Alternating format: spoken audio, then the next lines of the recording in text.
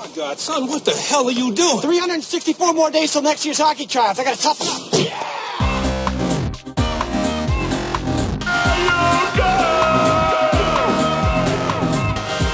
Only there you shall find the master.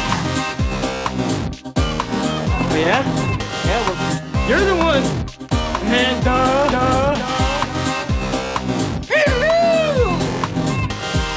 Who's the one and only master?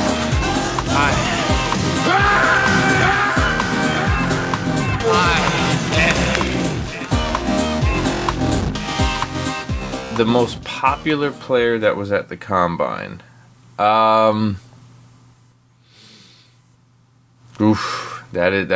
a hard one. I mean, Sauce was there. Oh, Sauce was there? Yeah, Sauce was there. He made his appearance. That's sick. Mm-hmm. A lot of people were there. Like a lot of the rookies were there that came through from last year. But I mean, Sauce was there. Like I just said, Dawson Knox was there. A player. I mean, you got to see these. The younger kids are now starting to go to the combine to root on some of these other people for the combine, and that's. I like that. Yeah, so do I.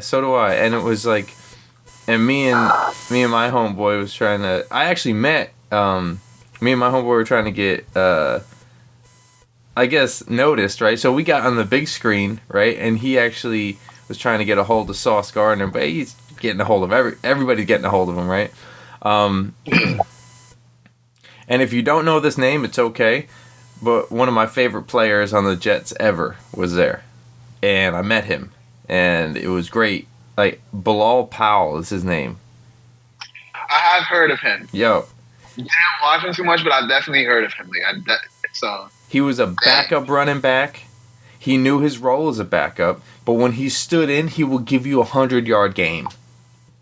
Like, he knew how to block. So that's the thing about a running back.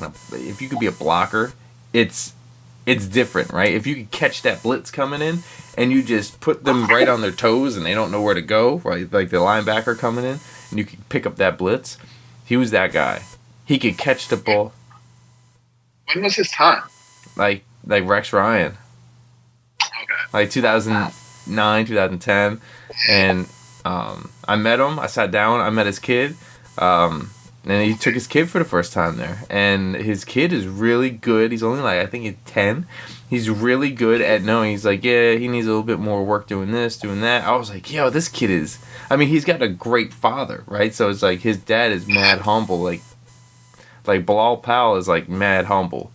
So it was great to meet him. Like, it was awesome to meet him. And now you're going to start seeing him on the TV now. You're going to start seeing him on there. What do you mean? For, on ESPN? Maybe that, or NFL Network or stuff like that, yeah. He's gonna. Oh, so he wants to be an analyst? I think so, analyst or just broadcasting, yeah. So you had a question. You had a question about Lamar Jackson. Yeah. We got Lamar not getting paid, wanting out, and teams not wanting him. What do you think? I mean, what's the what do you think? First of all, what do you think about Lamar's play and the situation itself? All right, so I understand. You could say Lamar's injury prone. That's what teams are starting to say, but he's never missed more than half of the season. He's always played every season. He's an MVP. Brought his team to the playoffs every year he plays. So it's just I don't know. When you see these other guys getting paid, I think Lamar deserves to get paid. That's just how I feel. I'm like, you saw Deshaun Watson missed a whole year and still got. That's just what he wants. He wants something similar to that. Kyler Murray. I think Lamar is better than Kyler Murray.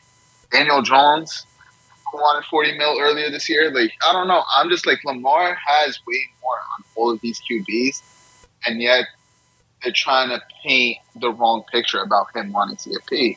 They're trying to act like it's not deserved, which I think it's kind of wrong. Maybe I'm wrong. No, I mean, your opinion is your opinion. You don't have a wrong opinion. I don't believe that's accurate. But my thing is, do I believe Lamar should he get paid? Yes, I believe he should get paid. Do I also believe that he is more injury prone? Yes, but in a different aspect. So my aspect of saying that Lamar Jackson is injury prone is because he's more of a mobile quarterback. Not saying that he continues to get injured, but you're looking at more of a runner QB than a passer QB, and that is what's going to make him more injury prone. Do I believe that he is injury prone? I don't. I believe that it'll make him career-wise injury prone because he's more of a mobile runner.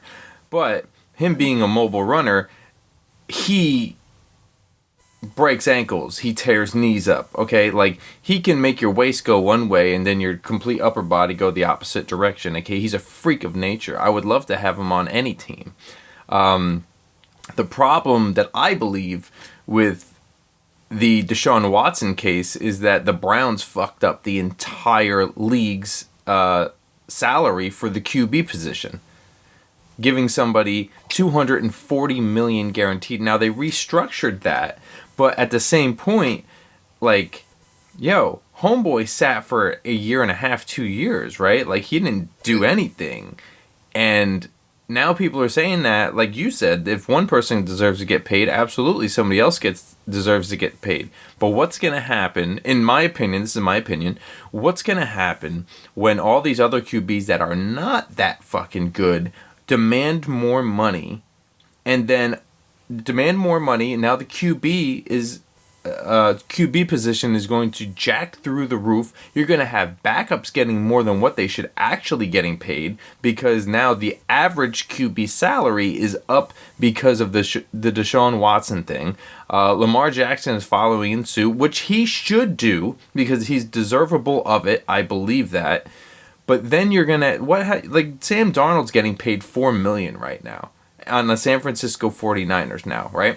Okay, that's cool. That's exactly where he should be. What would happen if the QB salary rate just started going through the fucking roof and he was a backup and he demands like $11 million? You know what I'm saying? Be upset. Yeah, I would be too. So I can see both ends of it. I can see both ends. I'm just like, I guess what bothers me more is no teams being interested in him. So I guess like one of them they were saying was the Falcons. And I forget what the Falcons GM said, but basically we don't want Lamar Jackson. We don't believe he's worth that much and all that. And I'm just like, dude, you had Marcus Mariota and Desmond Riddler on their center this year. Yeah. None showed potential. And it's just like, is Lamar from Atlanta or not? I don't know that. I'd have to look up some information. But besides that point, I'm just like, I can't hear that there's not 2 or 3 teams in the league that should believe, all right, why don't we go after Lamar? But the thing is, let's say it might just come full circle. Once one team chimes in, you might get 4 or 5 teams that to chime in. Like an example, if the Jets, they don't get Rodgers, it's kind of weird how that still hasn't happened to me. But in the case it doesn't happen, they go after Lamar. With Jets fans, look, you guys might see another 2 or 3 teams going after him now. Might turn into the Lamar sweepstakes. But I don't think so. So I believe that Lamar Jackson ain't gonna knock you with his arm. Okay, like he can throw some deep balls and he can throw some accurate passes. I'm not saying he just can't do it consistently all the time, like some other, right? But that doesn't mean he's not worthy of his contract that he wants, and he's not freakishly athletic, and he doesn't know how to run an offense. I believe he does. With your point taken about the Atlanta Falcons, right? If anywhere were to get Lamar Jackson, it would be the Atlanta Falcons. That team wants to run the ball. They have made this absolutely clear. That's what they want to do. They have Algier over there. They had Patterson over there. They had Mariota, who's a mobile quarterback. You know what I mean? And what did they do all season? When they were down 14 points, they were running the ball. Like, clearly you want to run the ball. I just don't think that people want to pay the first, second, third round picks for the future, or however much you're gonna give, and then pay him what he wants. So I don't think they want to set back their building progress to make room for this guy, because then you can't build around him if you have him, because you don't have those blue chip first rounders. You don't have those first round picks at all, even late first rounders, because you're not, you have to build through free agency at that point, unless you have a good GM who can trade up, do this, do that. You have 13 picks. Let's make 2 of those, jump back into the third. Let's get 3 of those, jump back into the second. And then jumble those 2 and jump back into late first. I don't know if they have that kind of GM. Yeah, I can agree. I'm just like, all right, I see where you're coming from, and I agree with you. I'm just like, do you think there should be maybe coaches in the league who should think that, maybe I can fix his game, or do you think it's too late to fix his game? Or does it also come down to, do we trust paying that much money to make him a better thrower? I'll say this. So in order, with him being a better thrower, remember the first year he came in, as soon as they stopped him running, that was it. Right? He lost the game. But then, off season, he learned how to throw a little bit, and we're like, oh, okay, so he does know how to throw a little bit. Cool, he got better at it. So I believe he has potential. I believe he has great potential to learn how to throw, but I believe it's the combination. To give up picks and the contract. That's why I think that they don't want him there. The talent, I think, is clear. You have to give up picks. So that's what the franchise tag is. You have to give up picks. Yeah, so he's still on the Ravens, so you would have to trade him. It would have to be a, it would have to be a trade. And now with Aaron Rodgers, what's going on with him? So, Aaron Rodgers, everybody, I love, dude. So, by the way, Iconical is now on Twitter. Obviously this is still the Bliss and That show, so if everybody listening now, everybody's wondering, they've been asking, I see Iconical a lot, I see all this other stuff. The Bliss and That show is going over to Iconical, so if you guys want to see some real crazy shit on this trade, you go over to Iconical Wear at Twitter and listen and watch all of the bullshit that is happening with Packers fans, because Packers fans right now are acting out of pocket, bro. They're acting fucking nuts. It's like the worst divorce they have ever been through, and they're losing the case in court. Okay, that's what they're acting like right now. All right? So, Packers fans are like, I wonder how Aaron Rodgers feels that the Jets don't see him as a first-round kind of guy. It's like, bro, your GM don't even want him. Yeah. He doesn't even want him on the team, but yet he owes him $60 million starting week 1. But there's no rush to get him here right now. That's what people are not understanding. Right now, everybody, some Jets fans are like, "Oh, we need him here now." No, you don't. He's still working out with Alan Lazard. You know how many people right now work out with other people from other teams? Yeah. Why do you need to sign it right now? So when do they need to sign? There's no time limit, and Joe Douglas said that, and even Brian, I can never say his name. Brian, the Packers GM, even he said the same thing. There's no big timeline, right? But they also asked Joe Douglas, "Would you pivot to Lamar Jackson?" Going back to your point. Right? He said, would you pick? And he said, that would be, at this time, it would be really disingenuous. Because they know that they're working on a deal. The Packers and the Jets are working on a deal right now. And it would be disingenuous to pivot to over here like, hey, you're taking too long. What people don't know is that Joe Douglas has known this GM for over 20 years. Okay? They're both new GMs. Okay? They're both, around the same time they became a GM. They've known each other for 20 years. Let them work. Let them do their thing. And I love the per source right now, okay?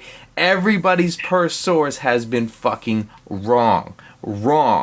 Oh, I know. Everybody, dude. Ian Rappaport, Adam Schefter, anybody who has talked, Trey Wingo, everybody who, Boomer Esiason, everybody has said this deal is done. It's been done. It's this, it's that. And then they're sitting there be like, well, if they don't hurry it, now they're adding to fuel to the fire, right? And then you bring in what? The 49ers. And, oh, the 49ers are coming in. Shut the fuck up. They don't even have enough money to do it.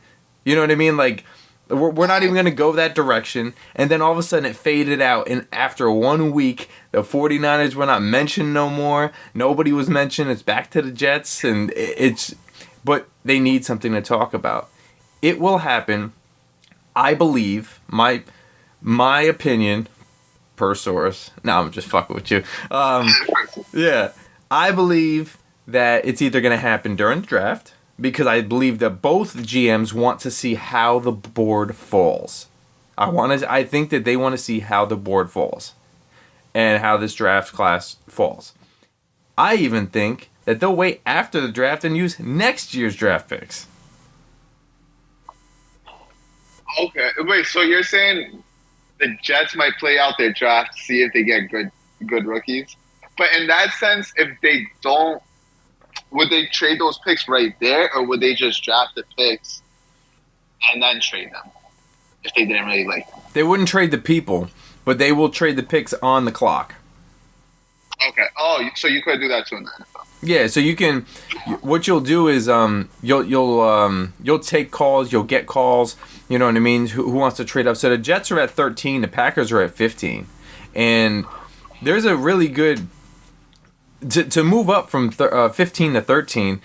There's a couple different things. You could give up like 2 third-rounders, a second-rounder, and a third-rounder to move up, or even a fourth-rounder and a second-rounder. You know what I mean? Like, you gain more picks here to move up here 2 spots. So if you're moving up 2 spots, that's going to cost some picks, but you're probably going to give up Aaron Rodgers to get into that 13th pick, right? So that's where they're trying to figure it all out. Like I said, I believe that nobody knows what's going on. Everybody said that there's been no talks. Everybody said that there hasn't been this, there hasn't been that. And it's been dead and everybody's ready to walk away. Nobody knows shit. Okay? Nobody knows. It's like a relationship, right? You ever hear the drama between a boyfriend and a girlfriend and what's happening and be like, oh, they said this and that. Nobody knows except the 2 people behind the closed door having a conversation. And I believe that Corey Davis will no longer be on the Jets. Corey Davis will be traded to the Packers along with that deal somehow, some way. Because they're looking for a veteran wide receiver as well. So that's my opinion. That's what I think. I think people are just hyping this up for no reason because we're impatient. We're in that instant coffee world where everything needs to be done here, now, let's go. I want what I want, so give it to me now. Nobody can wait. This is a big deal. This is the end of Aaron Rodgers' career at this point. Oh, yeah. He's got 2 years probably left, and I think that's what's, it's $60 million, and then restructure. You have to restructure it. So I think everybody's got it wrong. I think these 2 GMs have got it right. They're slowing things down. They're making sure everything's in place. And they can call me crazy all they want. I've gotten hit by Packers fans left and right on Twitter, man. Like it's crazy. Nobody wants to hear my take, but that's okay. I've taken the GM and scouting courses. I understand what it takes to go through certain things and certain aspects and see what they have to go through. And sometimes I hold my head and I'm like, yo, you guys have to worry about X, Y, Z all the way through the alphabet again, A, B, C, D, and E again. Like, that's crazy. I mean, I guess for me, I hate waiting. I'm very impatient. I mean, how old are you? 21. There you 22. Go. You never had to wait for nothing in your life. I know, you're right. But still, it's just like, think about how painful that day will be if you guys find out Aaron Rodgers does not go to the you see, and that's the thing too. You always gotta look at the bright picture. So let me not be negative. No. Let's play out the scenario. Say that Aaron Rodgers does not come. Okay.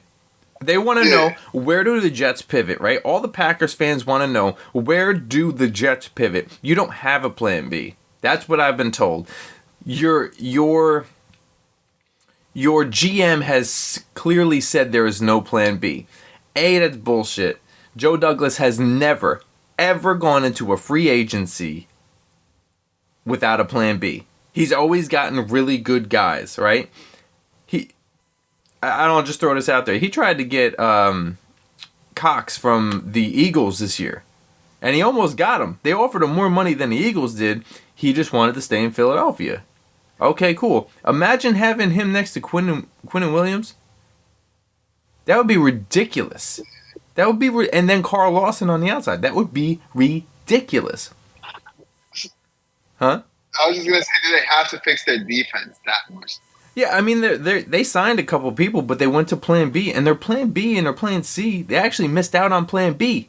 Now they went to Plan C, and their Plan C is actually still looking pretty good, like big body guys. So, regardless, I digress. I'll go back to exactly where I was going with that. So, like, they want to know what is the plan B for quarterback, right? That's what the Packers want to know. You need to figure out what you guys want to do with Jordan Love, because the uncertainty, this is my opinion, the uncertainty of Jordan Love is what the Packers fans are freaking out about. They've had Brett Favre for how many years? Probably 15 or something like that. Then they had Aaron Rodgers for like 18 or 19 years. You have been blessed with having good quarterbacks for so long that they are in an uncertainty stage to where they're freaking out. They don't know what Jordan Love is, and they just want, well, we've had 33 years of great quarterback. You have.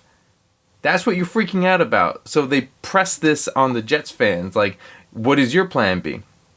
Joe Douglas has always had a plan B. We can make a trade with Tannehill. We can make a trade with Stafford. Do you think we're really going in with Zach Wilson? Fuck no. We got a win-now team right now. You know what I mean? Say we don't get Aaron Rodgers. He might pivot towards Lamar Jackson. Yeah. Because he worked with the Eagles and Ozzie Newsome. That's how he came up in the league. Ozzie Newsome, the old GM of the Ravens, that's where Joe Douglas came from. He was like his right-hand man. So don't think you don't have ties to the Ravens. And everybody looks at it like, oh, you guys are going to have Zach Wilson. Trust me, he's not going to start Zach Wilson. It's not going to happen. He's not that stupid, but it's not going to go that far to where Rodgers ain't going to go there. Like, it will get done. It's going to happen. And when people take those words, like the Packers fans really take those words and twist, well, we don't want to be disingenuous, and they say, that's smart business, by the way. When you say we don't want to be disingenuous, yeah, you don't want to lead people on thinking, hey, we're going to make a deal with you and then flop over to somebody else and be like, ha, gotcha. Nobody's going to want to do deals with you in the NFL. You know what I mean? That's bad business for the future. And you just became a GM in, 4 years ago? Yeah, that's relatively new. And both of them just became GMs. Nobody wants bad business. If the Packers fans flop or turn a different direction and say, no, you know what, we're not going to do this. After all this time, nobody's going to want to do business with the Packers GM. If Joe turns around and does something else, nobody's going to want to do business with the New York Jets. Like, that's just logical. That's logical business standpoint. So at that point, yes, I think it's going to happen. And they take the words disingenuous and they say, oh, well, he don't got a plan B. No, disingenuous would be like, it would be wrong if I said to you, like, hey, you and I, we're going to go to the basketball game, dude, okay? And then I turn around and be like, yeah, but you know what? I didn't know my homeboy was off, so I'm going to take him instead of you. And then you're sitting at home like, yo, what the fuck, right? Like, just seeing you guys. Yeah, like, bro, I'm supposed to be there. Right. So it's like, it's gonna happen. And I feel bad for the Packers fans because it really is like a divorce for them. They don't know how to feel, so it really is like a divorce. They're pressing that anger onto the Jets fans like, yeah, well, you still got to do this, you still got to do that. It's gonna happen. It is. I just think as a Packers fan, you have to come to your senses and say, all right, we haven't gotten better whatsoever with Rodgers the past few years and whatnot. So it's like, now he's going to leave at some point. So he's like, let's take whatever picks we can get and try to flip those. Because I don't know. I don't think I feel bad for Jordan Love the most. I think like now is what he's going into his third or fourth year. Fifth? Picking up his option. Exactly. 5th year. You're a first round pick. Well, he's a Joe. What is Joe Burrow in right now? Because this is the same draft class. So 4th year. Okay, 4th year, which means they have to find out if they want to pick up his 5th year. You know, I called this from day one. I'm gonna stand by it. Okay, this is a bold thing to stand by. Jordan Love will have the best QB career status out of that draft class. And all right, that's what I'm saying. I feel bad for him because in what I've seen from him, he's impressed me. I've liked it. So I'm like, dude, just think about him. Every offseason, he's dealing with the same thing. And I know I'm not trying to bash on Aaron Rodgers here, but I am a little bit just because every offseason, he does contemplate retirement. He complains about the team. So it's like you got somebody hungrier and more eager to lead that Packers team. Aaron Rodgers just doesn't care about that Packers team anymore. So that's what I'm saying for Packers fans. They have to come to their senses and accept that too. Hey, listen, we want a guy that doesn't want us anymore. So it's like you should never want that as a fan of your team. I believe that he's made his, you know, is he kind of a diva? He is, right? And he kind of flops here and there and saying like, oh, I don't know if I want to retire. I don't know. Okay, dude, well, you know, the organization has got to run an organization. I'm not just on the Aaron Rodgers train, okay? But when he comes on the Pat McAfee show and he says, hey, you know, they told me X, and I was sitting here wondering, like, well, how come that changed after I came out of a darker treatment? How come that changed? You know what I mean? And then the GM for the Packers says, well, that's not the way that it went. Okay, well, clearly there's communication issues, and I'm not saying it's on the GM, and I'm not saying it's on Aaron Rodgers, but clearly there's a communication issue that's happening right now, and it's not working out. Okay, so yes, he needs to be revived somewhere else, okay? If he still has that year in him, or that 2 years in him, watch him, when this thing does go through, okay? He's gonna go fucking ape shit. Who, Rodgers? Yeah. He will die down after the 2nd year or after the 1st year. This year, he's gonna go fucking ape shit, dude. Watch what he does. Like, he's got his old coordinator back. When it comes to the Jets, he's got his old coordinator back. He said working with him was fun, was great. He made it fun. He knows the offense. He's already practicing with Alan Lazard. He's already been looking for places to live in New Jersey. Like, yeah, they know. Like it's almost like read the signs. Have you ever built a foundation of a house and never put the house up? No, the foundation don't sit there with no house. Also, I just think, like, what I think of is when I think of big name QB switching cities is 2 of the past 3 years, it was just a QB change. That was the major difference between 2 of the past 3 Super Bowl champs, excluding the Chiefs this year. Mm-hmm. The Rams and Buccaneers, all they did was trade for a good quarterback who with experience. Like Tom Brady's obviously the GOAT, but Matt Stafford, to show that that's all you needed all these years to win a Super Bowl, it's kind of crazy. That's crazy that Matt Stafford was what they needed to win them a Super Bowl all these years. So now it's like you look at the Jets. My friend said it perfectly the other day. So I saw this stat, and you're going to get a little pissed when I tell you this stat, but every New York team, hockey, basketball, baseball, and Giants made the playoffs this year. Yeah. Every New York team besides the Jets. So I said that in the group chat, and my boy was just like, they went from first to worst, and nobody understood why. Well, they went from first to worst because of stupid quarterback play. Like, back here. Like, it just didn't make that fall off just sucked to see. I don't know. I just like. Oh, dude. And that's what I'm saying.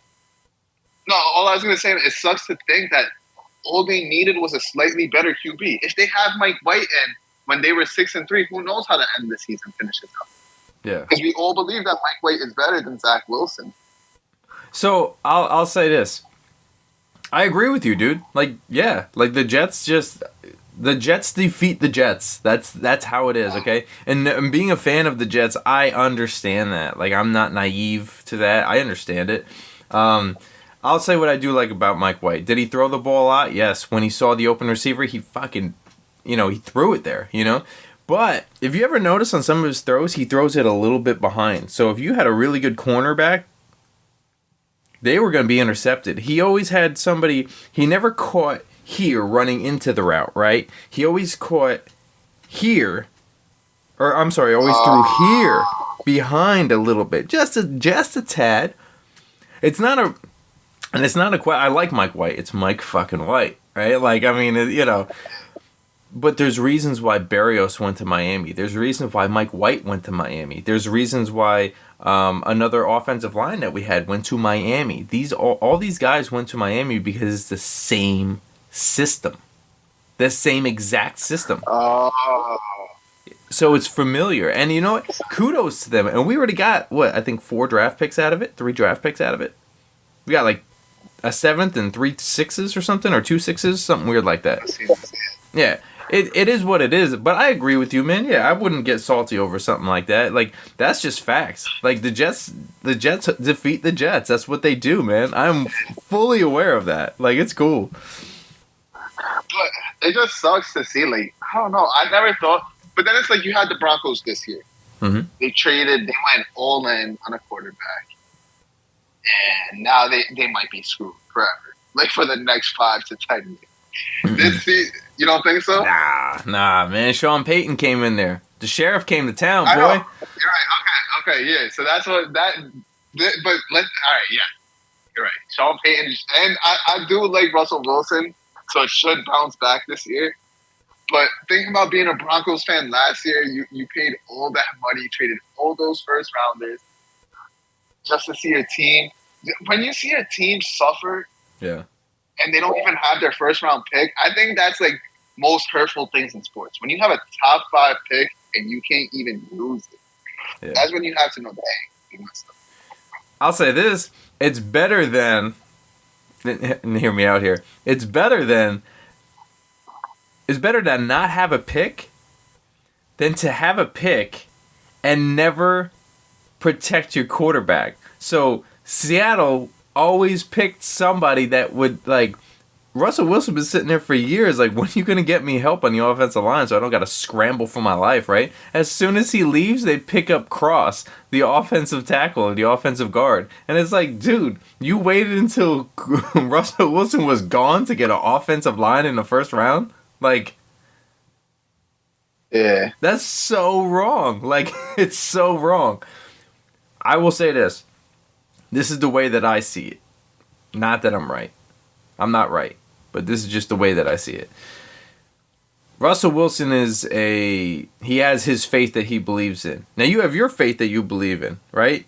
As you are fasting right now, right? And, yeah, like, is it hard sometimes for you to go into a new place and talk about your religion? Or, I'm sorry, your faith. I don't want to say religion. Yeah, no, honestly, that's a great way to put it, because I didn't think about it like that. And honestly, it is, because you just never know. You never know if you sometimes just don't feel accepted everywhere. And I think you could see that when you put it like that, it kind of does make sense. On Russell Wilson's end, because it's like, And he's like full on Christian, right? And there's some things that people are just like, he's weird. I've heard it in the Seattle locker room. Like, he's just weird, dude. Picture going in with that energy into Denver, where weed is legalized. When I went there, dude, people were tripping on the streets. Like, no shirt, fucking cold, just looking up into the sky, fucking crazy, okay? You're going into that atmosphere. I probably shouldn't label Denver like that, right? I mean, but Denver was very fun, very fun. But picture going in there like that, and, and your first year was just kind of off. You get rid of your head coach, okay? You bring in a head coach that doesn't take no shit from nobody, okay? And I also believe that he's not going to allow Russell Wilson to have his little entourage over there. So, what do you mean by entourage? So Russell Wilson has his own kind of guys sometimes that he can rely on, and this is my guy that I talk to here, and this is my guy that I talk to there. Sean Payton ain't gonna have that. That's fucking cute. I'm running my team the way I want to. Oh yeah. He doesn't care about your fucking entourage. He cares about fucking wins. And they got a good team still. So I hope, but in the case they don't make the playoffs this year, Brian, I always got to do my hypothetical. Yeah, do it. I don't know how we could feel about Russell Wilson anymore. Like, I think we might have to question maybe it was Pete Carroll all those years, because everybody said Geno Smith sucks. Geno Smith this, and then he made Geno Smith look like one of the best QBs in the league this year. To me, that was really insane, because week one, everybody was talking about, I don't know how you felt about the Seahawks, but I didn't hear one person tell me Seahawks will even be decent this year. Everybody I talked to said Seahawks are going to be so bad this year. They are going for the number 1 pick. The Seahawks? Okay. All right, you ready for this? This is... I think you're right, okay? If he's as bad as he was this year, yes, we have to question it. You have Sutton. You have Jerry Jeudy. You have a top 3 defense. Tell me Denver's defense wasn't disgusting. Like, I think there was a stat if Russell Wilson scored more than 16 points a game, just something like that, they would have only lost 2 games last year, or 3 games last year. okay. So it's like, what do you think Denver needs to improve? No, honestly, I'll say the coach. Because I like Russ a lot. I don't know why. I just always like Russ's passion and everything. So I really blame that on Hackett last year. And so I think, like you said, I think Sean Payton was the perfect replacement to just fix that franchise up in terms of players and coaching, because he knows how to make a team that good. Mm-hmm. So I don't know, because like you said, they got 2 really good receivers, but they're also in the toughest division in the league. So they definitely, I think they could use another receiver. Mm-hmm. The defense was fine. I don't have any complaints about that defense. All right, I'm gonna give you something. I'm gonna find it real quick, but all right, I'm gonna give you 8. I'm gonna give you 8 QBs right now. Okay. I want you to... Okay. The accuracy of these top 8 QBs. Okay? RG3. Brandon Weeden. Kirk Cousins. Brock Osweiler. Ryan Tannehill. Andrew Luck. Nick Foles. And Ryan Lindley. Okay? This is college. Who do you think were the top 3? There's 8 of them, so I'll say it again. RG3, Brandon Weeden, Kirk Cousins, Brock Osweiler, Ryan Tannehill, Andrew Luck, Nick Foles, Ryan Lindley. All right, so there's 2 I've never heard of, so I don't know if that's the trick part. Okay. The last one you said, and then Weeden. So I don't know if that's the trick part. But Weeden was on Cowboys. He was a backup. Okay. And then, so I'm gonna have to go Andrew Luck, because he was a number 1 pick, right? Okay. Yeah. So I'm gonna say that makes sense. Andrew Luck. I'm gonna go RG3. Mm-hmm. And could you read number 3 and 4 again? Mm-hmm. Brock Osweiler and Hill. Kirk Cousins, Brock Osweiler, Ryan Tannehill, Andrew Luck, Nick Foles. Okay. So the way I read them to you was the order. Oh, was it RG3, Brandon Weeden. This is accuracy, average accuracy. Nick Foles was second to last, and Andrew Luck was right above Nick Foles at number 6. Okay? So you never know what's going to happen. And here's one for you, too. Big errors per 30 passes. Brandon Weeden had the least amount of errors. Andrew Luck had the most. Kirk Cousins was right above him, and Nick Foles and Ryan Tannehill and RG3 were right above them. The people that are no longer in the NFL were the ones with the least 30 passes errors. Dang. So wait, what was Andrew Luck's crazy stat in college? I got He him, just like, had a good number one. arm. Like he knew his accuracy of where to throw the ball, the window, and he could read defenses. He was really good at reading defenses.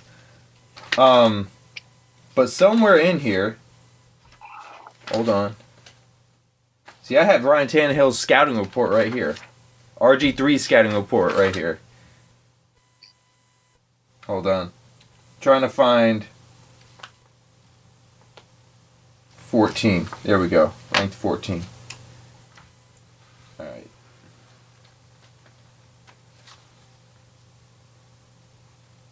Keenum. Russell Wilson scouting report. You got the whole thing right here. Alright, I'm not going to read the whole thing. Dude, there's Michigan State first game, Nebraska, Iowa, Michigan State the second game, and then the Senior Bowl practices. This is what they scouted. This is the games that they watched on here, okay? Strong points. Wilson has been a highly productive college QB in spite of his lack of size. I think we all knew that, right? Yeah. Very good arm strength, and can make all the NFL throws with velocity zip. When he keeps his knees bent and strides into the throw, he can be an accurate passer with great zip. He has good touch and can make accurate throws on a fade and wheel routes, among others. He has rare foot quickness for a QB, and combined with his pocket awareness, is able to avoid pressure to buy second chances and can make big plays outside the pocket with his arms and his legs. When he gets outside the pocket, he has shown the ability to make accurate throws on the move even when he cannot reset his feet. He is a natural team leader who has shown the ability to make command of the offense and lead them to points in key situations.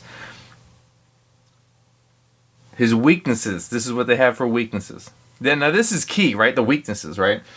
Obviously, Wilson's lack of height is a huge issue, as no QB under 5'11 has ever developed into a consistently productive NFL QB. While he can be a productive passer, he has a habit of getting upright and straight-legged at times. When he does, his accuracy becomes wildly inconsistent. While he has been highly effective passing the ball at Wisconsin, he is not a traditional pocket passer and is going to need to adjust to being one if he is going to develop as an NFL passer. Straight-legged was the only weakness that he had. Wait, what was that? Being straight-legged, so standing up to... Yeah, so...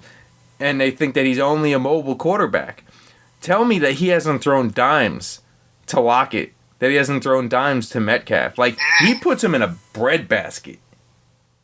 I know, dude. That, like, Russell, how good he was making Lockett look. And, dude, just some of those receivers on that team. Like, he had the randomest receivers looking good. Guys like Disley. Never heard of guys like that in my life until he played with Russell Wilson. Yeah. So, like, all this stuff, like, it was pretty... I'm not going to lie, man. So, the only knock on him in here is his size, really. Yeah. I think he'll come around. I got to show you this book, by the way. This has... I mean, look how thick this thing is. Looks sick, yeah. Dang. But, I mean, I think he's going to come around with Sean Payton. I think Sean Payton's going to be like, look, man, you want to win a championship? We got the defense. You got the wide receivers. You want to win a championship? Fucking listen to me. Yeah, which I think he could. Mm-hmm. It goes all back to the point I said. After you have a season like what you just had, you have to understand your legacy's on the line. Mm-hmm. So it comes down to how you really back it up. Like, I love if Russell Wilson, that needs to be his goal this year. His goal needs to be, honestly, win that division. Win that division or come close to it at least. Be a good wild card team. Yeah. But it's like anything less is like, it just, we have to question it, like I said. Because it's like somebody like, every season, and that's the thing, like every season counts no matter what. It's just like time is not free. So it's like with the Mavericks this year, them missing the playoffs, I'm like, that hurts them. It's going to come back to hurt them because now they don't make the playoffs again. That's 2 years in a row now. 2 years in a row. Nobody wants to miss out 2 years in a row because then you're looking at 3 years in a row. Like, I don't know. You realistically, the goal is to be in the playoffs every single year. So it's like every year you're not in it, it's just a missed year, lost year. What are you thinking about the Mavericks here? All right. So what I was saying was disaster. I feel bad. Just a lot of things went on with the last couple of weeks of the season. They traded for Kyrie at the trade deadline. They were the 5 seed at the time. And they fell all the way down to the 11th seed. They could have been the 10th seed, but so this is where things get interesting. They traded their pick 5 years ago now maybe. They traded their first round pick, top 10 protected, to the Knicks for Porzingis. And it was their 2023 pick, so for this year. So it came down to the last 2 games of the season. The Mavs were in the 11th worst position. So what did they do? They said, all right, we're likely not making playoffs. If we do, we're a first-round exit. We're going to lose the rest of the games on purpose. They rested everybody. Their 6 best players and only played Luka Doncic the first quarter because it was Slovenian. On top of that, dude, I've never seen somebody trying to throw away a game this bad. Dude, he had his worst bench players in. Like, he only played his starters like 10, 15 minutes. His starters. So already the bench guys. But the bench guys he decided to start that night. Only played them 10, 15 minutes. And then played his worst players to purposely make sure they lose that game. They were up 15. So now they should get their pick. Because they made sure that's what they did. Lose games on purpose. So I'm just like, I don't know how to feel about that. You know, like, was that really worth it? I know you couldn't have made the playoffs, but at the end of the day, and Luka said it. Luka said, I'm just mad we gave up on playoffs. So it's like, I guess that's the question I'm going to ask you now. How do you think that should be retaliated in sports, losing on purpose? Because the thing is, I can't say the NBA could just step in now and say, all right, we're taking the pick away. Because teams do it all the time. But it's definitely rules that need to be enacted. I think you're right. I think it's fucked up because the fans are paying money. Exactly. And that's what me, like, I was just so upset. The last 2 weeks of the season, since most of those games didn't matter, a lot of their star guys were resting. You know, a lot of those guys, there was only maybe 4 teams that really had implications on their game, so we're playing. But the only team that was really playing on the last day were the Clippers, Lakers, and Warriors, because they had stuff to play for. So I'm just like, thinking about all those people buying gifts for their kids and, you know, like spending so much money on those tickets, and they're not seeing their favorite players. That's a problem with the NBA this year. I don't know. They got to fix it because it is getting too much with the load management. And I think they're trying to fix it. But at the end of the day, I think it needs to be like contract incentives, because if at the end of the day, these guys are getting so much money, they do not care about what you're going to try to do. As long as they're getting their $50 million a year, they're going to be as stubborn as they want to be. Yeah. I think this is a good deal. If you're knowingly saying that you are giving up, right? Now, obviously, nobody's going to say that out loud, right? We're going to give up on the playoffs. We're going to rest our starters. We're only going to start them for however long, right? You should come up with an incentive of you only charge 25% to have fans come and watch. Yes. Okay? And that includes everything. That includes the clubs. That includes everything. Okay? You will still get money out of it. Your concessions will still get money out of it. You will look. You're giving up on them. There is no. It's not fair to have your fans keep paying a full price, emotionally and physically. It's unfair. Yeah. Because it's just like, dude, I didn't go to one NBA game this year. I went to one. But it was just like, I spent like $65 on the ticket. It was a decent game, don't get me wrong. But it's just like too much are factoring into these games nowadays that it makes buying the ticket hard. It's like, dude, for example, and obviously LeBron got hurt, so it's not his fault. But still, I was going to bowl out and buy myself nice tickets to a Lakers game this year. and go to LA because I was like, I want to see LeBron once before he retires. I was gonna buy them months in advance. They're like 150 for first section, good.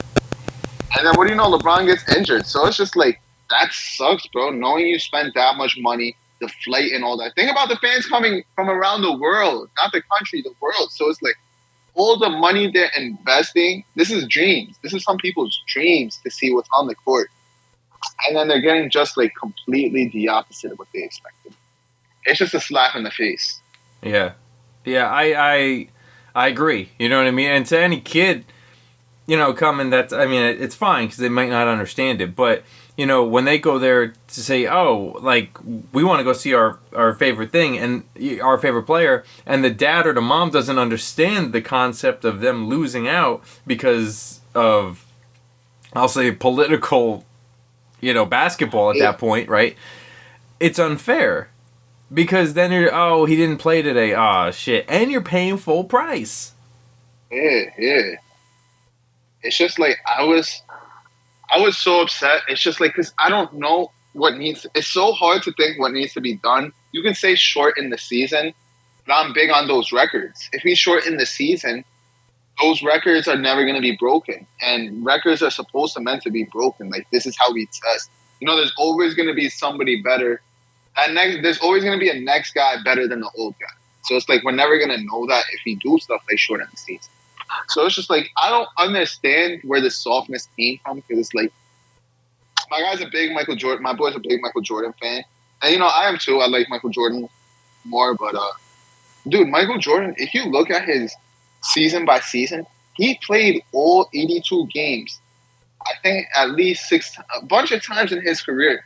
So to think that it's just like, God damn, he was like, you really wanted, like, that's how bad you wanted to play. Like, because it's like, you could have load managed. You had your playoff spot clinched every year. You could have taken that last game off. But to play all 82, that shows, like, how, like, badass you were.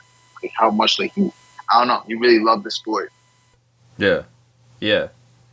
Let's go back, because we didn't go over the we just talked last time about the Final Four, March Madness, and I watched a few games, and it's just like what they say after the second or third game, there were like no brackets left or something, or after the first day, I was like, damn, like that's crazy. I watched, what was it, Arizona State, and I think yeah, dude, oh my god, like.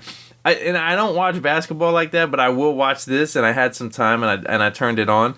You're talking about air balls. Like, the passing was disgusting. Like, I'm watching, I was like, why am I watching? This is a terrible fucking game.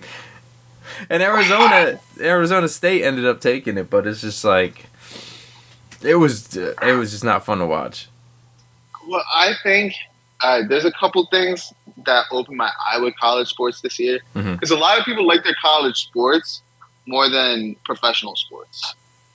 I don't know if you've ever heard anybody say that, but I know people who like their college football and college NBA. Oh, yeah. I'll say, like, I'm about, like, the NFL and stuff like that, but in basketball, I'll watch college before I'll watch NBA, because it seems like once people get paid, and this is in many sports, but more so for me, I feel like I see the NBA players get paid, and all of a sudden they check out. And I'm just like, son of a bitch, man. Like, but these kids, it goes down 66 to 67, 69 to 70, 72 to 73. All the games are like that. Like, it's crazy. And that's what I was actually getting to. So it's like, you're right. NBA players, basketball players, once they get checked out, or once they get paid, they get checked out. I think the thing about NBA that makes it so easy to get paid is there's only 12 to 15 guys on the team. Compared to any other football, there's 60 guys on the team. Yeah. Like, I feel bad for those bottom guys on the football team. Because it's like, you're still putting as much work in as the top guy, but you're not going to get nowhere near as much salary. Yeah, in the NBA, it's a blessing to know you're going to get a million no matter what. But my point to that is just there's so much NIL college deals right now. Like, how many guys are getting paid under the table? And how many kids, dude, go overseas and you could get paid so much. So it's like, it's just becoming unfair how much they're spoiling these kids now. I don't know if you saw. So there's a big. He's my little brother's age, or no, you're younger than my little brother. Senior in high school, Mikey Williams. Report got dropped yesterday. Dude, I've been watching this kid since he was 13, 14. Like, he's supposed to be, like, next up. First round, top 10 pick. Dude, five charges of assault with a deadly weapon. I'm just like, dude, what are you thinking? Like, you're going to Memphis next year. You're going to be in the NBA in 2 years, but not. You already got your money already. So that's why you're acting like this. And it's just like,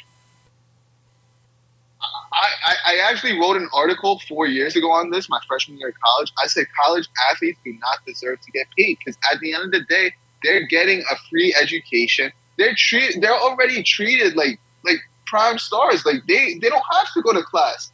They fail out of college, but they still get to play their sports. Everything is still given to them, regardless of if you're not getting paid that year. I think the big argument was injuries and stuff, but at the end of the day, injuries are part of the game. If you really suffer, so do you remember Kevin Ware from Louisville who suffered that bad leg injury? No. Like 10 years ago, do you remember his leg snapped in half? Oh, yeah. He came down and looked like a fucking nasty ass, like the bone came out, right? Yeah, nastiest injury I've ever seen. So to me, that's somebody who, okay, there needs to be some kind of insurance for him. There needs to be some kind of way he needs to be taken care of. Because that's an injury you'll never be able. More likely than not, you'll never be able to bounce back. But it's just like, dude, I don't care if you got a 1 month injury, bro. That's part of the game. That's just what makes it matter. Like those should be what you're complaining about. It's the ACLs and I don't know, those 1 year injuries. Maybe I'm wrong. I don't know. I just think money has taken over the sports though completely. It's these guys are getting too stupid. So what was the? I stopped watching only because I got really busy. Obviously the turnover from Bliss and that show to Iconical takes a lot of freaking time. What'd you think of the outcome for March Madness? So let me get back to that. All right. I was really upset. I don't know. I just thought the upsets that happened were upsets that nobody could have predicted, which is special. Don't get me wrong. But like, if you watch that first round, there were only 7 upsets, which is lower than what is expected. I looked this up. It was a stat. I think it's on average 9 to 10 upsets in the first round. There were only 7 out of 32 possible. 3 of those was Fairleigh Dickinson, 16 seed against a 1 seed. Second time ever that happened. Princeton, 15 seed against a 2 seed. And then a 14 seed? I forget. But the bottom line was, and then 2 9 seeds beating 8 seeds. So the upsets weren't what I necessarily expected. I was hoping for the 5-12 upsets, 4-13. And I don't know, we just didn't get, at the end of the day, I still like having a big name school in the Final Four, in the Elite Eight. Dude, it got to the Sweet 16. Duke was eliminated. UCLA got eliminated. Like, all the big teams got eliminated. So I just, felt like I was watching random college basketball. Like, FAU, never heard of them in my life. They were in the final.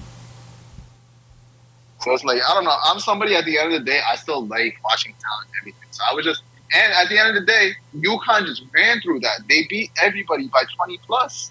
So it's just like, I couldn't really pull out many entertaining spots of that tournament. I think there was only 2 buzzer beaters the whole tournament. It just didn't feel like a typical March Madness tournament. It's weird. I was hearing little stuff here and there because my boy Tyler, shout outs to Tyler down in Texas. He works with the private jets and he had to deal with all of the teams. So it's like he was shipping people. He was taking people in and shipping teams out. So UConn actually was they came in on the Patriots private jet. Oh damn! Yeah, so I was getting a little bit of feed here and there, but I couldn't watch all that stuff. It was hard. Even this year, I stopped watching at a certain point because it was just like, I don't know, the effort just didn't look like last year. I think There was like 4 buzzer beaters in the first round. I don't know. The games just weren't close. This was like a year where like just everybody who was in the first round, everybody who was supposed to win won. And then the upsets were just so gross. I don't know. I like my upsets, but at the same time, when you have teams like Kansas, who won it the year before, getting eliminated in the round of 32 by Arkansas, and then the next round, Arkansas just loses. It's just like, I hate when you upset the best team just to lose in the next round. That is one of my biggest pet peeves in sports. You upset the best team, go the whole way. And it just didn't work like that. Yeah. You just took out the best in the nation. Like, you can't just, like, flop now. You know what I mean? You just brought the best energy you could possibly bring by beating the number 1 seed, right? Yeah. And it's just like, and now you're gonna flop? Like, that's like, you pretty much just fucked up, you know? That's like saying, yo, we're gonna take out like back in the day, we're gonna take out the Patriots because they're the number 1 seed and we're the number 8, and they come in and then lose round 2. And it's like, anybody who had to face the number 1 seed, we're like, well, thanks, you just made it so much easier. You know what I mean? Like, yeah, exactly. Like, today is what? Today the Knicks play, right? Yeah, so we got the Nets Sixers on right now. Should probably turn that on soon. And then we got Celtics Hawks 3:30. Okay. And then who's next? Knicks Cavs 6:00, and then Kings Warriors. So Nets Sixers is kind of just like, Nets don't have a big enough star to do anything in the playoffs, in my opinion. I'd be surprised if they could get 2 games. I'll give them 1 game. They'll have their 1 game where everything's clicking. Mm-hmm. And then, besides that, I got Philly. Philly should do it. They got James Harden and Embiid. It would just be disaster for them to be eliminated in the first round. Next, the 3:30 game, Celtics Hawks. I'm gonna have to go same thing. Celtics in 5. If Hawks push it to 6, I'd be surprised and I'd give them credit. But this is a team trying to go back to the finals. There's just little room for upsets in the first round of the NBA playoffs. 4-5, you got the Cavs and the Knicks. That is going to be such a great matchup because you got Donovan Mitchell, who the Knicks thought they were getting last summer. And he's from New York. I don't know if you know, he's actually a huge Mets fan. That's why everybody thought he was coming to New York. So, dude, I think he's a playoff player. He always has his 40 balls in the playoffs. Last year was the first playoffs where he just didn't have it, but he was just wanting to be out of Utah. But, dude, I think this is going to be such an interesting series because I think the Knicks are a good team. I think they have it to beat Cleveland. But at the same time, Donovan Mitchell being a New York player, I don't think New York has any Cleveland has home court advantage, but I don't think those home court games for New York will matter because Donovan is from there. He is going to love that crowd. He's going to love the boost. He's going to be dropping 40, and Knicks fans are going to be saying, why the hell did we not trade for him? That's the best part of sports to me, knowing he's going to be a villain, and a good kind of villain, but Kings and Warriors. So for the Kings Warriors, that's Kings making the playoffs first time in 16 years, longest drought in sports, over. And on top of that, we got the Kings coach is the Warriors assistant coach from last year. Okay. So there's going to be some tensions in that. There'll be some good narratives. I like the Kings are actually big underdogs, but I hate that because you shouldn't have a 3 seed ever be an underdog. Like, I think they just need some respect. I think they're still being disrespected, and that's where I think they're going to show the regular season still matters. They played well all 82 games of the regular season, and I think they're going to show how that translates into the postseason. Yo, you sounded better without your earpiece in. Yeah. So yeah, this sounds clear. This sounds 10 times clearer right now. All right, so it's the AirPods. All right, but so yeah, I'm just gonna say we got 4 good games today. I'm gonna go overall for the series. I'm gonna go Sixers, Celtics, Cavs, and Kings is gonna be my upset. Even though Kings isn't an upset in terms of seeds, it's an upset in terms of odds. And then tomorrow we got 4 more games. It's Lakers Grizzlies. That's a big one. And that's where I'm going back to every season matters. The Lakers won the championship 3 years ago. 2 years ago, Anthony Davis got injured in the first round. LeBron's first time getting eliminated in the first round. Last year, they didn't make the playoffs. So this year, it's like if they lose in the first round, you have to know major things are needed. You should never be able to accept 3 straight first-round exits. So I think they got a lot on the table, but I think the Grizzlies also want to prove they're hungry. John Morant had an incident where he was trying to flex a gun on his Instagram story a couple months ago. I hope now I'm going to give him a second chance and hope he proves himself. And I haven't seen him on social media, which I like. So I don't think he changed because I think he needed way longer. They gave him like 3 weeks and said, all right, he's good now. No, it should have been like a whole good month and a half at least of rehab. But whatever. Aside from that, let's see what he wants to prove. Got Suns Clippers. I feel bad for the Clippers. No Paul George. The Suns are the favorites to come out the West, even though they're the 4th seed. So they just got unlucky with the draw. And then who else am I missing? Timberwolves Nuggets. That's going to be a good series because Timberwolves got 2 good big men. The Nuggets' best player is their big man. But at the end of the day, like I said, little room for error in the NBA playoffs. I'm going to have to go with the Nuggets, though, but potentially a 6 or 7 game series. This is a good enough 8th seed to judge how good the Nuggets are. This is what I said. So if I see the Nuggets sweep them, I'm going to say, they're good enough to beat the Suns. And then Bucks Heat, it's just going to be Bucks easily. But it's me and my brothers have been talking about it. This is the best NBA play. This is the most even NBA we've seen in a long time. The only thing hurting it is injuries. So if injuries do not happen, this has potential to be one of the greatest championship runs of all time.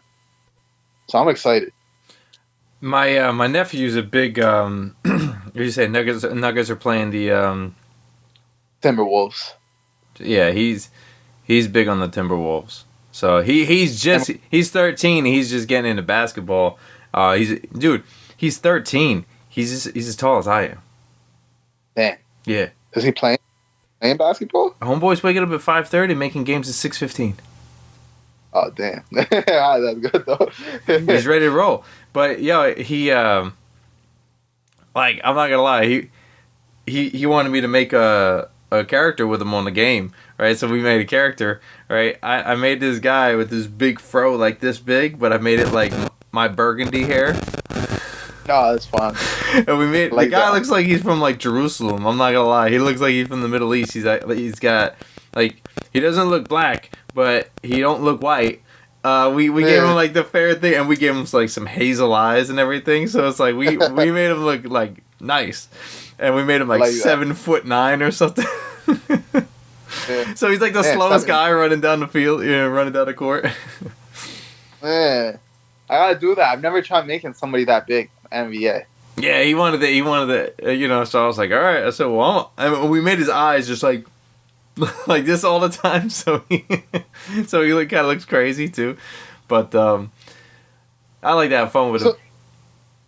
The Timberwolves have a great team. It's just about them putting it all together. I like the Timberwolves a lot, but last game of the season, 2 of their team. So Rudy Gobert, if you know him, he punched his teammate in the middle of a game, and I can never condone something like that in a game. Never, ever. You should how. That was recent, right? What? That was recent. Yes, this was the last game of the season, last Sunday. And then one of the other teammates broke his hand punching the wall at halftime. So yeah, it's just like everything seems good now, but I don't know. For me, I can never just accept. I guess you got to be the bigger man, and you got to. But at the same time, I'd always have that in the back of my head, like, yo, this guy really punched me in my face in the middle of a game. Like, who did he think he was? Yeah. They're getting more leeway, man. These athletes are getting more leeway to do whatever they want now. Oh, I know. It's sad. It's just like, dude, I was talking.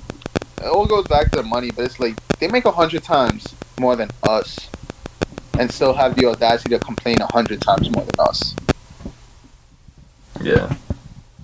So I like. it just goes back to what I'm saying. This is where the NBA. You can't switch it up because it's always. You gotta keep it how it's always been. I'm one of those guys. But there's just little room for error in NBA playoffs. Like, it's hard to see an 8 seed beating a 1 seed. I don't know. But like, I don't know. The NBA is getting better, but it's just like the regular season plays a factor in my eyes where it's like, all right, the Nuggets were the 1 seed. That shows for a whole 82 game season, they stayed composed. They were nothing got in their way. Like, but to be the best team in an 82 game season, that just shows. It still shows like how you should set up for the playoffs. Like, all right, they should. It shows they shouldn't fall off in the playoffs. If they didn't fall off for an 82 game season, why should I believe they'll fall off in the playoffs? Yeah. First, I've seen the Timberwolves. They fell off multiple times in the 82 game season. So for me to see them be able to pull off a 2-month run now, it's just hard. Who do you think? You don't have that same. What do you mean? I was gonna say you don't have that same like. You do, but you don't. Like, you don't have the same motivation in NBA, I almost want to say. Because it's like in college, it's like these guys are playing for their lives. Legit, their lives, bro. They're playing with every ounce of blood, sweat, and tears they have left in them. It's the difference between taking a job on the court and taking a job at a desk. Yes. But NBA, you know you're always going to have that money, no matter what. Yeah. I'll probably tune in here and there. It's hard because like now they turn it on, right? Like it's like okay, but yeah, I mean it's hard not to, especially since my nephew is all about it, right? He's all in it, and he's a Timberwolves fan, and he wants to, he's gonna make sure that he sees some of the games and stuff. So I'll probably check in. I am a sports guy, so it's like it's hard for me not to watch. Like I'll watch curling, you know what I'm saying? Like, so it's not like it's not like I'm checked out with it. On a regular season thing, I can't watch basketball though. Like I can play it more than I can watch it. Playoffs though, I could watch the playoffs. I could watch a couple games. I probably can't sit through the whole thing. Like some people can't sit through baseball. I could sit through baseball, so it's like it's one of those things where I could talk and watch at the same time, you know what I mean? But I don't really hang out with a bunch of people that actually watch basketball all the time. I'm more hang out with people that watch baseball, and I have that conversation, and you could watch because I believe pitches and running up and down the court is the same time frame of where you can have a conversation.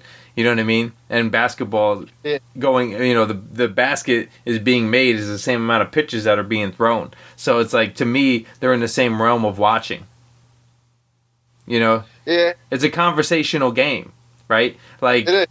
You can talk and bullshit and everything, and all of a sudden a good play comes in and be like, okay, you boxed him out, got the 2 in there, he was in the paint, cool, that's good, but then when it comes down to the wire, everybody's like, wait, hold on. It's like the 9th inning, right? Like you're watching the 9th inning, it's 2-2, it's 3-2, there's 2 men on base, you're ready to swing, it's a full count, and you got your big man up, the slugger that hits it out of the park, right? You ain't talking no more. You know what I mean? So like the last 2 minutes, it matters in basketball. I'll probably watch some games like that. You know what I mean? Like so it's a conversational game for me. That's why I'm usually not in it so much. Is because I don't have too many people I watch basketball with. So unless I'm going to talk to myself. If I'm talking to myself, I already do it on a daily basis. So what the fuck? So I get that. Sometimes honestly though, I don't disagree with what you're saying. It's like I'm the same way. Like when I see like a 8th inning baseball game, because I'm not like the biggest baseball guy, but if I see a 7th or 8th inning baseball game, it's like a 3-3, and I see it's 2 good relievers that I like. I'm like, you know what? I'm gonna tune in. I'm gonna tune in because it's like it's the crunch time. I think the crunch time, and that's what sucks because sometimes the games, and I explained that like the games really sometimes don't matter until that last quarter. And all sports too. I think baseball could be the only difference. But even then it does, as long as you keep it close. But like football, it's like, dude, we see the craziest comebacks. It goes back to what we said. We saw the biggest comeback in NFL history this year. So it's like, a game is not over till it's over. And that's what sucks. It's not going to get interesting sometimes until it's near that over point. until it's like near the fourth quarter. Yeah. I agree. Some players just because I think it's just on the players too. Sometimes some players really just they don't care about those first 3 quarters. They're just gonna say, "Have me close. Let it be close in the fourth quarter. I'm gonna take care of it." And those are the kind of guys I like to watch. You shoot 0 for 10 or 0 for 11, and then you just completely turn it around and make all your shots in the fourth quarter. Same in the NFL with QBs. You could be as bad as you want those first 3 quarters, or that first half. I think NFL's a little different. But as long as you come out that second half and you're throwing a touchdown first drive, it's a whole different game now. Yeah. And it's a whole different game, too. Like, okay, the quarterback throws it to the right spot and the receiver drops it, and then you lose by 3. Yeah. Like, what if you would have caught that? Well, you can play the what-if game all you want in any sport, right? What if this? What if that? What if that? What if this? Okay, what if my aunt had balls? She'd be my uncle. You know what I mean? You could play the game. You could play that game all day. But it's a game changer, right? Like, it's a game changer. You drop the ball. You miss the pass. If we just would have had that one ball that would have slid into the rim and would have went into the net, and then you didn't lose by 1, or you didn't go to overtime, or, you know what I mean, that ground ball went through your legs. Well, the guy ran past third, went home, tied the game. Small what ifs are big, but it's like we can play it all day, you know.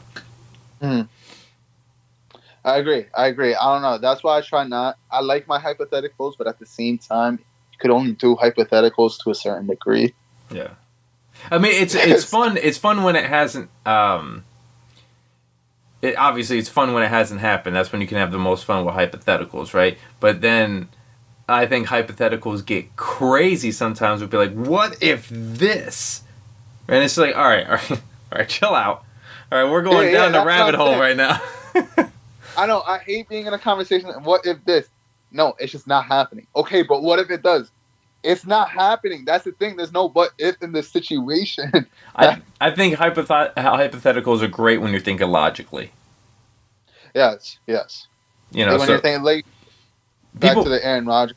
People want to say, what if Aaron Rodgers doesn't go there? Okay, that's fair. There will be a plan B. Yeah. Now they want. Well, what's the plan B? I don't know. I'm not the GM of the Jets. Yeah. Like, but no, and I'll go back to this, but it's just like, no GM has ever gotten where they've gotten, and I'm talking basketball, baseball, football, hockey. No GM has ever gotten to where they gotten without having a plan B, a plan C, a plan D. You think they're gonna hire you because I love your plan A, and they never, and in the interview process they never question. Say this doesn't happen. Be like, nope. No, John, we love your plan A. We're not going to worry if it doesn't work out or not. You're hired. That's not the way it fucking goes. Like, yeah. Nah, I agree. I'm just like, that's why I try. I don't know. Sometimes I love my hypotheticals. No. But I see what you. No, but it has to be talked about, right? Because the plan A doesn't always work out. Yeah. It's about logic. It's just all correlates with logic too, like you said. It's just kind of like I don't know. You do because it's like Rodgers. Like it is logical to think he still might not sign with the Jets. So it's like that's why I asked, like, what if he doesn't? And it's a possibility. There's still that little % chance for that possibility, which is why I asked that. But New York Knicks fans, yeah, I call them delusional because.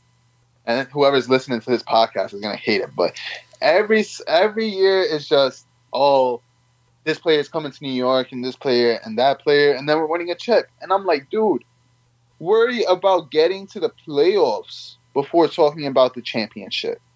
Or like worry about winning, and then it's worry about winning a playoff series before you're talking about winning a championship. Because it's just like every year it's just like.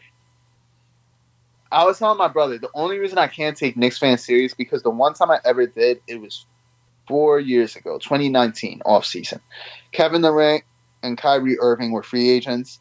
Zion Williamson was entering the draft. Everybody was saying, Zion is going to get drafted to New York, and then Kyrie and Kevin Durant are going to sign. Everybody was swearing it for from the season the Knicks season ended all the way till the draft. I remember that. And There's no way I listen to all this and then nothing happened. That's why. And then it's just like the next all season comes around. It's like, oh, maybe obviously this never happened, but I'm just giving a stupid hypothetical. Maybe Steph Curry's coming to New York, and I'm just like, dude, did you guys not learn your lesson last year? You guys just. I'm just somebody, I don't know, I can't always just be too cocky. I got to let the things play out sometimes before I get that cocky. Because in my opinion, I think you look ridiculously, like, I don't want to say stupid, because I think stupid is kind of harsh, but you do kind of look a little stupid when you're going out saying, oh, this is what's going to happen, this is happening for sure, and then the complete opposite happened of what you said. So, I hate saying this. Yeah. Because we're born and bred in New York, bro. Like, you know this. I know. That's just the New York fan base. We can become delusional.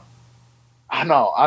You're right, too. Yeah, we do. Like, look, I hear it all the time. Like, I'm watching it, and Buda Baker wants to be traded now, right?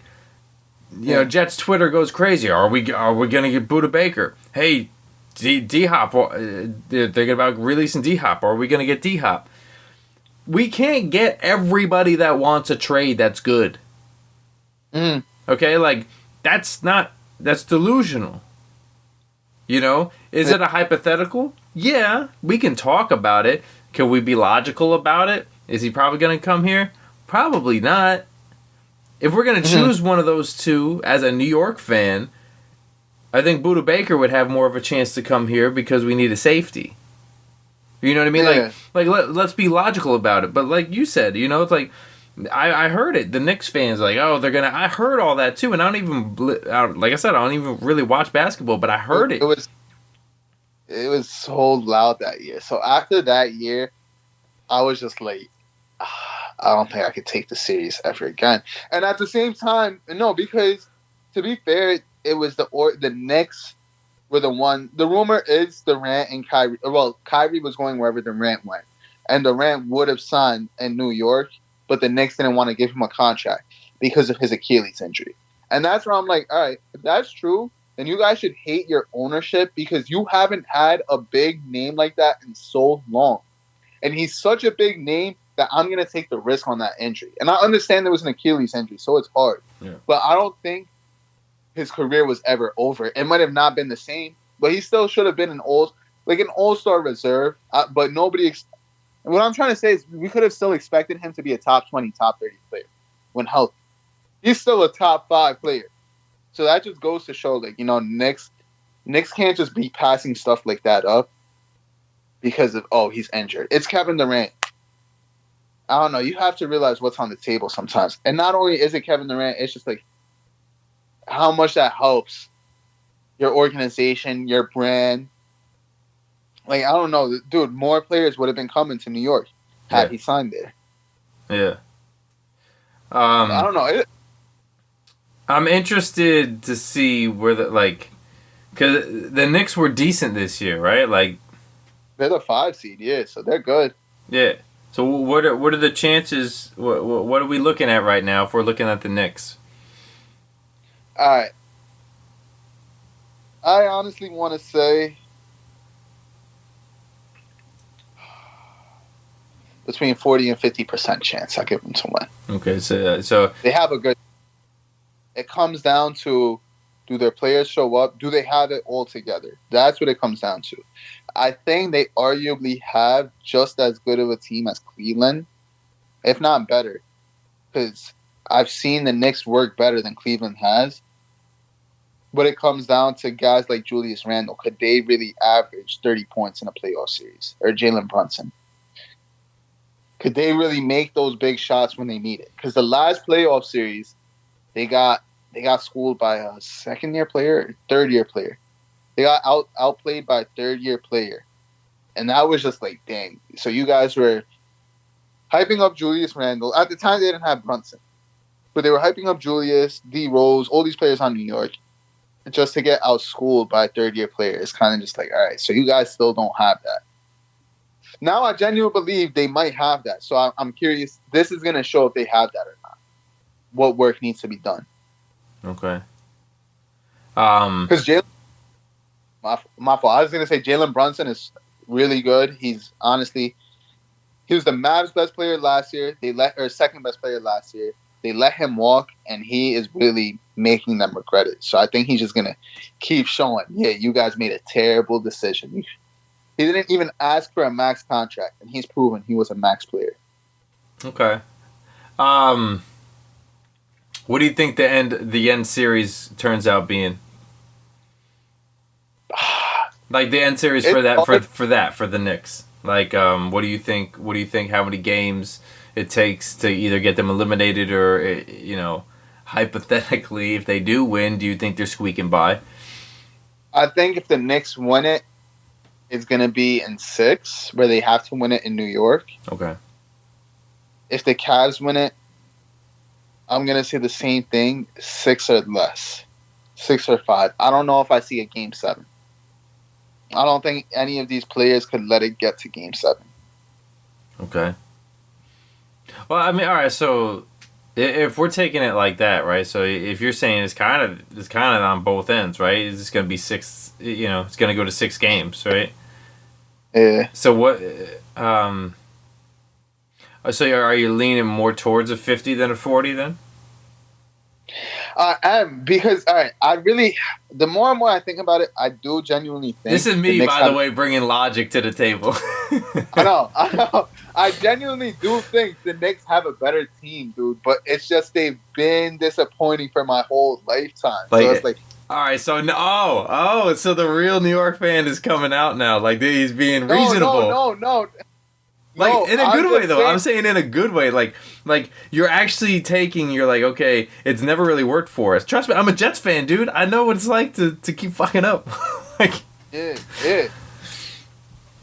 So, no, that's what I'm trying to say. Like, I don't think they just always do some New York shit. Like, bro, 2 years ago, I really thought the Knicks were going to beat the Hawks. They beat the Hawks in the season series 3-1. Yeah. And I was just like, dude, they're playing their best basketball in a long time. And then they got eliminated by the Hawks in 5. I was really like, damn, that really is New York for you. Like, that just goes to show you that it's like they're a disappointment every playoffs. So it's like, I think the Knicks are the better team, but I think Cleveland does a better job at having it all together. Okay. And it's like an interesting quote, since we're talking about this now, is my friend said it the other day about Zion. Now the big talk is Zion to New York again. And my friend said it perfectly. He said, I think Zion wants New York. But does he know what New York is? Does he know who New York is? And not at all, dude. Because in my opinion, I don't care. New York is top 3 hardest places to play in professional leagues. Is that fair? So it's like, you're complaining about New Orleans. New Orleans might be harsh because you're not playing and stuff, but trust me, you're going to get it. You're going to get you're going to get 10 times more love in New York, don't get me wrong, but you're also going to get 10 times more hate when you give them a reason to hate you. I'll say this. You'll get 10 times more love, but you'll get 20 times more hate. Yes. Literally, perfectly said. It's New York. Look, they will praise you when you are doing amazing, okay? You will have 17 media people around you hey, how was the game? Oh, it was great. How does it feel to drop 30 on this team? How does it feel to do X, Y, and Z? It feels great. When you have an off game, there's going to be 38 media around you. What happened? How come you didn't have it today? Do you think that's because of this? Oh, we saw you out the other day. Do you think your focus is not really... You're going to get bombarded. Yeah. Literally. So that's what I'm saying. Like, it's like, you're going to get the best love, but some of the worst hate. And that's why people don't understand. New York really is. And what they don't... see, this is the thing. All right. What people don't understand about New York is they stalk you. Okay? Yeah. It is a stalking city. Okay?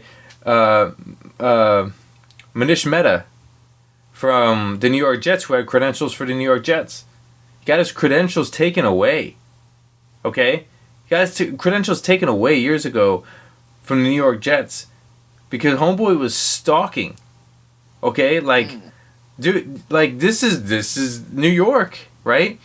Hey, do you think... so you've seen it before. So-and-so seen with, Odell Beckham, or so-and-so seen whatever. You know, I get it. You know, people are going to see people. Pictures are going to be sent here and there.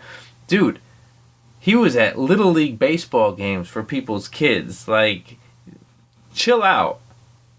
Chill out. And then and then he started a Twitter. He started a Twitter claiming that he was somebody else, like one of the coaches or something like that too. It's like, that's New York. New York is fucking crazy. Okay, like, so to your point, yeah. Dang. But I don't know. So, but I think a playoff series would be great. Playoff series win would be great for the Knicks. Yeah, because it will show that they are right there, like that. Not necessarily that they're a championship team, but it'll show that they are genuinely pieces away. And it's been a while since they were a piece away from being that close. Yeah. So I think like that's just what I want to see. I want to see like stars starting to say, you know what, I want to go play in New York again in these big name cities, because I think we're starting to lose that a little bit. With like, I think it's starting to become a small like. I don't know if it's becoming a small market team, but like it's definitely some stars are definitely running away from the big lights in the big cities. Because I think they're starting to realize that it's not what they thought it was. Yeah. So my friend said that about Garrett Cole, because I never knew. I'm not a big baseball guy. Probably past couple of years, like I've started to gain more and more knowledge and interest. Mm-hmm. But I never knew how good Garrett Cole truly was. Heard he was top 2, top 3 pitchers in the league. He is really good. So it's like he flopped a few times last year, but every pitcher is going to get beat up. But yeah, he's good. Oh, so you still do consider him a top 2 or 3 pitcher in the league? I'll say top 5.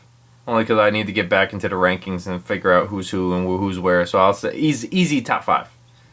Really? Okay. Last year I don't know. Last year he didn't brush me off as a top 5. Yeah. But it wasn't that. My friend literally said it's because, you know, he said he wanted New York.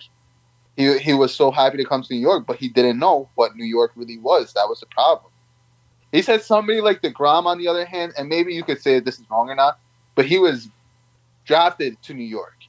So it was different. He didn't come. Nobody knew who he was. He didn't have the same expectations as these other guys. So it's like he came, he played his DeGrom Bowl, and the fans loved him for that. They didn't know what to expect, and what he gave them, they had to love him now. So Garrett Cole, he only had one option. He had to play lights out. He couldn't play bad, or else, because that's what the fans were expecting. Yeah, it's different when you came up and that's what it was. You know what I mean? Like you're talking to the media, you're doing whatever. Your ERA is down. You know what I mean? And DeGrom is I believe he's going to go in history as one of the best pitchers to ever play the game. Period. Like he really is. Like he held the New York base. He went to a World Series with the Mets in 2015. They lost, but like yeah, they went to the World Series. People forget that. He was one of the main people in 2015 that brought the Mets to a World Series. And, you know, starting to go through the Chicago Cubs, right? Chicago Cubs were supposed to win that World Series, dude. Their pitching was impeccable. They were hitting. They were a team that was just like, damn. Like, you're just going to come in here and start whooping people's asses. You're going to go to the World Series and you're going to win it. Like, oh, okay. Mets swept them in 4. Damn. Walked by them. Like, you know, like patting a kid on the head. Hey, kid. Just right by him. Like, it was ridiculous. Our pitching was impeccable. DeGrom, I think, is going to have a great career down in Texas. Yeah. Better ball movement, hotter, you know what I mean? Hotter weather, better ball movement. So, I mean, just think of how much better it can get for him. And, yeah, I have nothing bad to say about DeGrom. But yeah, DeGrom knew exactly what the New York media was. He was so calm. He was ready for it. And New York is New York. It's a monster. But, you know, it can be glorified as one of the best places, especially if you're talking about the pinstripe Yankees. Who doesn't want to win for an organization that won 27 championships? You know? I know. And the only thing I really dislike is when, and maybe this is the Mets fan coming out of me, but when people will say, you know, Yankee fan, I hear it all the time, right? Oh, the sucky Mets. All right, dude, I get it. You know what I mean? Like, be like, and if we ever have an over on the Yankees, like if we're like doing really really good or something like that, or anything that can possibly look better than the Yankees. How many championships do you have? Like, bro, we're talking about right now. We're talking about and I just had it on Twitter with somebody. He was like, "Well, the Mets are 7-6 and the Yankees are 8-5." Bro, it's April, like it's early baseball April, like. It basically it's the same record. Yeah, you have 162 games. My least kind of favorite argument is that championship argument. It's just kind of like, I think how many Yankee World Series did you live through though? Did I? I mean, they were a powerhouse in the 90s. Did you live through at least? Yeah, I think so. I mean, I'm 37. I guess you could say that, but for me, when I'm talking with my friends, I'm like Super Bowls. If you're a Steelers fan, they're gonna say, "Oh, we got 6 Super Bowls," and I'm like, "Dude, you didn't even watch any of those. You watched one of the Super Bowls. Congrats!" Like, I'm trying to say, like, yeah, I can say that I was lucky enough to watch the Mets in 2 World Series. They lost both of them, but I got to watch them in 2 World Series. And one of them was a Subway Series World Series. Yeah. Dude, that is peak for me. I mean, peak would have been if we won, right? But that didn't happen, right? And then I got to see him in 2015, 15 years later. Like, that, I'm sorry, but like, it's okay. It's okay for an organization to keep winning. You're doing something good. You have a good farm system. You have a lot of money. Cool. Like, that's great. But when you get entitled to having that all the time, there's a difference. Well, we deserve that. How come we didn't make the playoffs? You guys suck for 1 year. It's like the Patriots fans now. Patriots fans don't know what the fuck to do, right? They've been blessed with Tom Brady, Bill Belichick tag team for the past 21 years. I know. And now you don't got it. And you got Mac Jones. Get rid of him. Oh, so you're telling me you don't want the quarterback that you guys just drafted? I thought you guys liked Bill's pick so much that he's going to do great with this draft. He's going to do this. He's going to do that. I knew Mac Jones wasn't shit when he underthrew his running backs. His running backs. You underthrew your running backs in Alabama. Damn. I didn't even realize he was that bad at Alabama. I thought it was more so, when I realized he was that bad was when he threw no passes and they won a game. That's Bill Belichick can make anybody look good.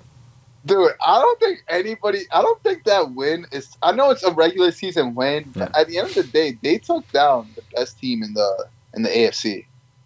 Dude, check this out. So, take that into consideration, right? Bill Belichick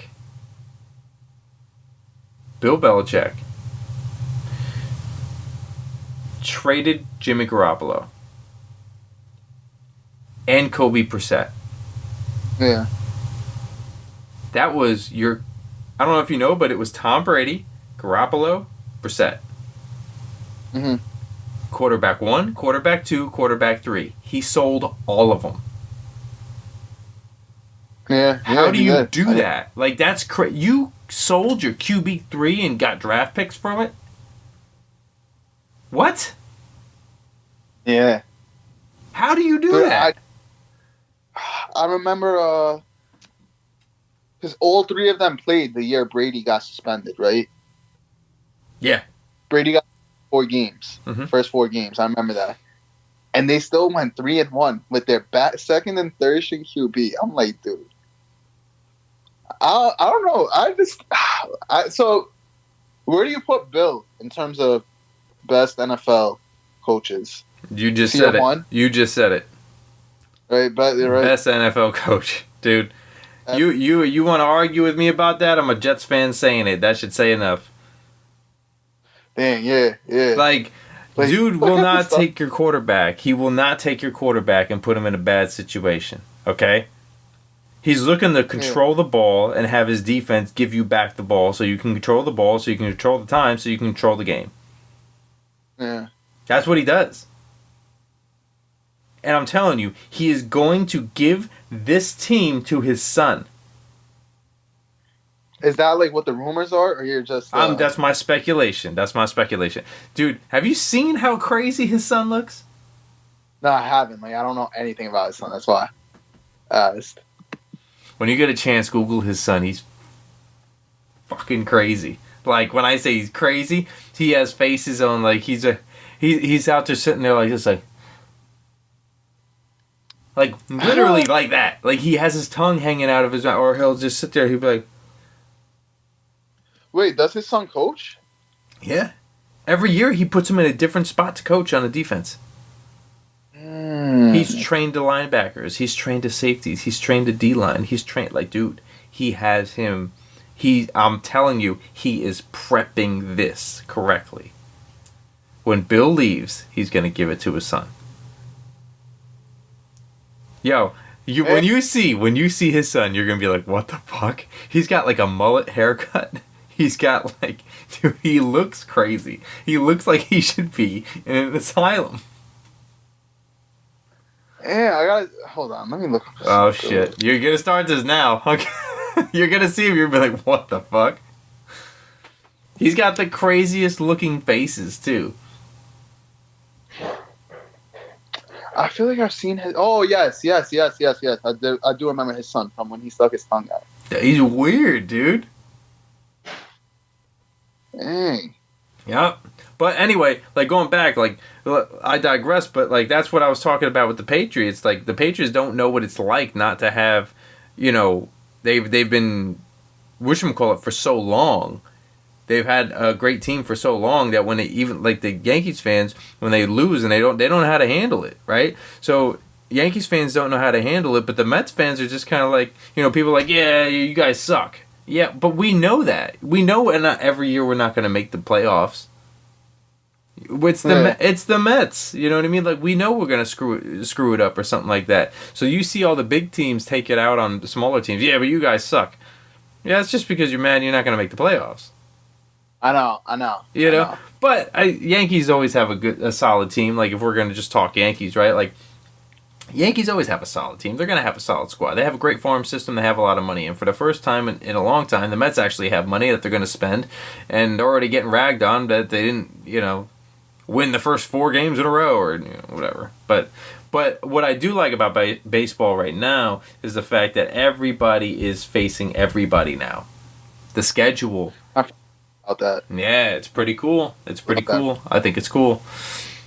Because I don't see how that wasn't a rule. If you have 162 games, there's enough. I think you could do it. It's very possible. Yeah, it's 32 teams. Yeah. You play everybody 3 times, it's 90 games. 90-something games, you know? 96? Yeah, exactly. And then you have your division opponents 3 more times or whatever, 6 more times. Yeah. Not bad. I might go to Boston this year to go watch the Mets.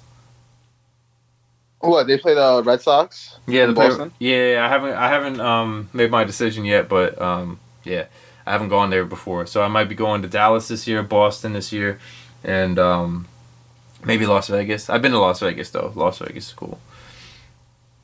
What, did you go to Vegas just to go to Vegas, or you gambled out there? I went to Vegas. My buddy got hitched out there, so we went out there, and you know, we just had a good time. Yeah, because that's what I was thinking. I was like, honestly, I want to go to Cali and drive out to Vegas.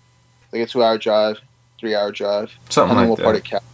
Yeah. And then, because I'm not really trying to do the whole gambling thing. I'm just trying to go see, like, just have a good time out there, see what it's really about. No, spend like an hour or 2 gambling, have a little fun.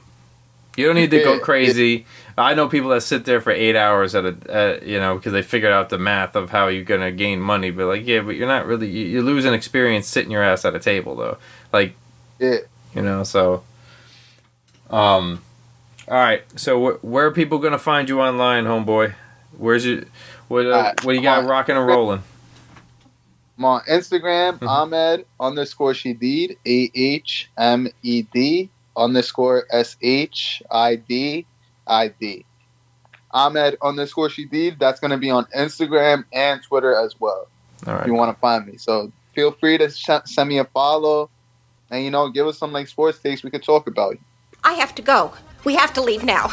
I have to leave. We have to leave now. I have to go. Go. Bye-bye. Bye-bye. Bye-bye. Well, see you later.